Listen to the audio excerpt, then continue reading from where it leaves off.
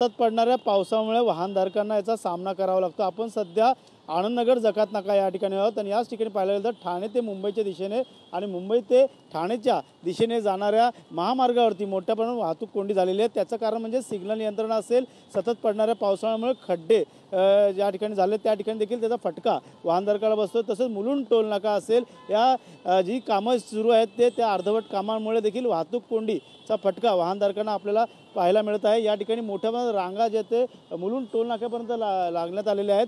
2 ते 3 किलोमीटर अशा ज्या आहेत ते वाहनांच्या लांबच लांब रांगा या ठिकाणी दिसून येत आहे। त्यामुळे सकाळची वेळ आहे, चाकरमान्यांना कामावरती जाण्याची वेळ आहे आणि त्यातच अर्धा ते पाऊण तास ह्या वाहतूक कोंडीचा सामना या वाहनधारकांना करावा लागतो। त्यामुळे कामावरती जाण्यासाठी देखील त्यांना आता विलंबन लागत आहे। त्यामुळे याचा पावसा असेल, या खड्डे असेल, अर्धवट कामं असेल, या मुलुंड टोल नाक्याचा फटका या सर्व वाहनधारकांना बसत असल्यामुळे वाहतूक विभागाकडून त्या ठिकाणी आता वाहतूक दूर करण्याचा प्रयत्न करत आहे। मात्र सध्या तरी मोठ्या प्रमाणात आता ही वाहनं जे ते मुंबई असेल या ठाण्याच्या दिशेने येणाऱ्या दोन्ही महामार्गावरती त्या ठिकाणी वाहतूक कोंडी झाल्याचं चित्र आपल्याला पाहायला मिळतं। त्यामुळे वाहतूक विभागाकडून कशा प्रकारे आता ही वाहतूक दूर केली जाणार हे देखील पाहणं गरजेचं राहणार। मात्र पाहू शकतो आपल्या मागच्या बाजूला देखील या मुलुंडला जाणारा जो मुंबईच्या दिशेने जाणारा जो रस्ता आहे, महामार्ग आहे, त्या ठिकाणी देखील या सिग्नल यंत्रणामुळे देखील फटका या वाहनधारकांना बसतो। पुढे देखील अशीच रांग जी आहे ते पुढेपर्यंत गेलेली आहे।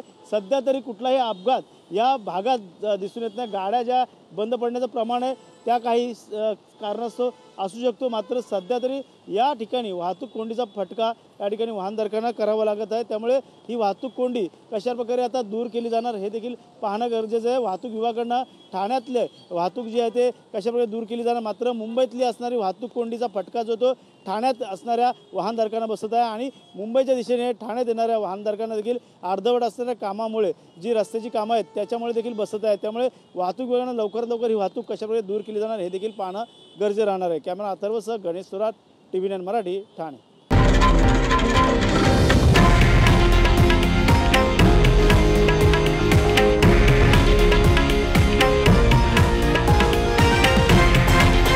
हे आहे देशातील नंबर 1 न्यूज नेटवर्क आणि आपण पाहत आहात TV9 मराठी, एकमेव।